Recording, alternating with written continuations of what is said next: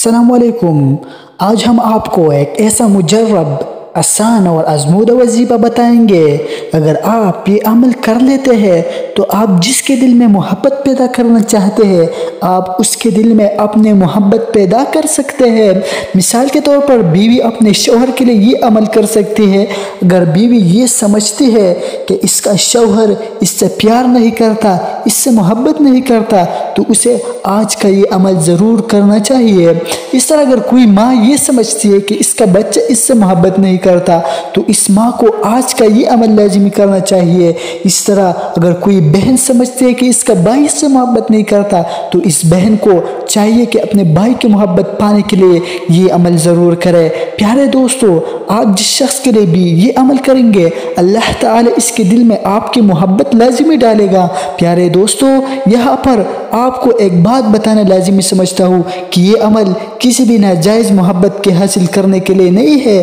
آپ اگر واقعی کسی سے شادی کرنا چاہتے ہیں اور اس کی خوشی میں خوش رہنا چاہتے ہیں، تو اللہ پاک انسان کی نیتوں کو دیکھتا ہے۔ آپ کی نیت جتنی بھی صاف ہوگی، اللہ تعالیٰ اس کے حساب سے آپ پر رحم فرمائے گا۔ انشاءاللہ اس عمل سے آپ دیکھیں گے کہ جو بھی پریشانیاں، جو نفرتیں ایک دوسرے کے دلوں میں ہوگی، وہ اللہ اپنے رحمت اور اپنے رحم و کرم سے ختم کر دے گا۔ میرے بہنیں، یہ عمل اپنے سسرال والوں کے لیے بھی کر سکتے ہیں جو کہ ان سے محبت نہیں کرتے۔ اگر آپ کسی کے ماتحت یعنی کسی آفیسر کے نیچے کام کر رہے ہیں اور وہ آپ کی محنت کی قدر نہیں کرتا، تو آپ اس کے لیے بھی یہ عمل کر سکتے ہیں۔ انشاءاللہ اس آفیسر کی نظر میں بھی آپ کا مقام بن جائے گا۔ غرض کسی بھی ایسے شخص کے لیے جس کے نظر میں آپ چاہتے ہیں کہ آپ کا مقام ہو، تو آپ کو یہ عمل لازمی کرنا چاہیے۔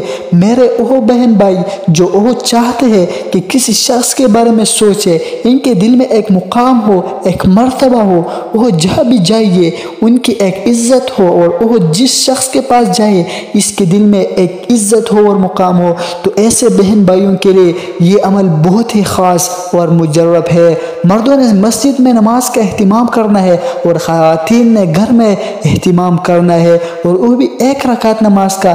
کسی صورت نماز نہیں چھوڑنی۔ اگر آپ ایک بھی نماز چھوڑ لیں گے تو عشاء کے وقت یہ عمل مت کرنا۔